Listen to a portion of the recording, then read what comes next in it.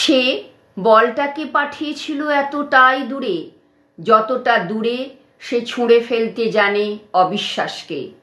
সে ব্যাটটি ধরেছিল এতটাই শক্ত করে, যতটা শক্ত করে সে ধরে রাখতে জানে তার আত্মবিশ্বাস। মাঠের গর্জন তখন কেবল শব্দ ছিল না, ছিল ইতিহাসের বুকে প্রথম সাহসী সোচ্চার। একটি মেয়ে, যার জন্মে হয়তো মুখ ভার করেছিল কেউ, হতাশায় ভেঙেছিল কারো মন, কেউ বা নরম গলায় সান্ত্বনা জানিয়েছিল তার পরিবারকে। আজ তাকেই জাতি ফুল ছুঁড়ে অভিনন্দন জানায়, পতাকা তুলে তাকেই জানায় কুর্নিশ। কেউ বলে জেমিমা আমাদের গর্ব, কেউ বলে জেমিমা আমাদের অহংকার, কেউ বলে জেমিমা আমাদের ঘরের মেয়ে। আমি দেখতে পাই একটি পরিবারকে, যে পরিবার আস্থা রাখতে জানে তাদের কন্যা সন্তানের প্রতি।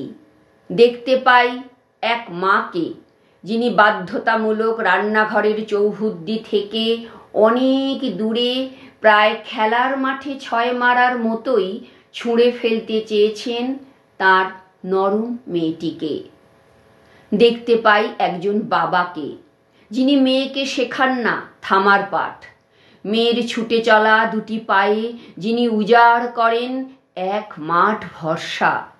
হয়তো সেই ভরসায় ভর করেই কত কত ভোর দেখেছে জেমিমা।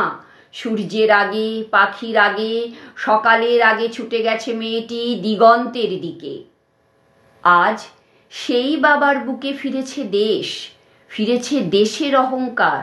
প্রতিটি মেয়ের সাহসে, প্রত্যয়ে, নিষ্ঠায় মিশে থাকুক এমন একজন সাহসী, প্রত্যয়ী, নির্ভীক বাবা। এই আলিঙ্গন কেবল রক্তের সাথে রক্তের আলিঙ্গন নয়, এই আলিঙ্গন স্বপ্নের সাথে বিশ্বাসের, নিষ্ঠার সাথে সাফল্যের, ভালোবাসার সাথে জয়ের। যতদিন এই মাঠ থাকবে, এই মুহূর্ত থাকবে, কোচের মতো চকচকে আশা ভরা চোখে হাজার হাজার জেমিমাদের স্বপ্নের দিকে চেয়ে থাকবে বিশ্ব।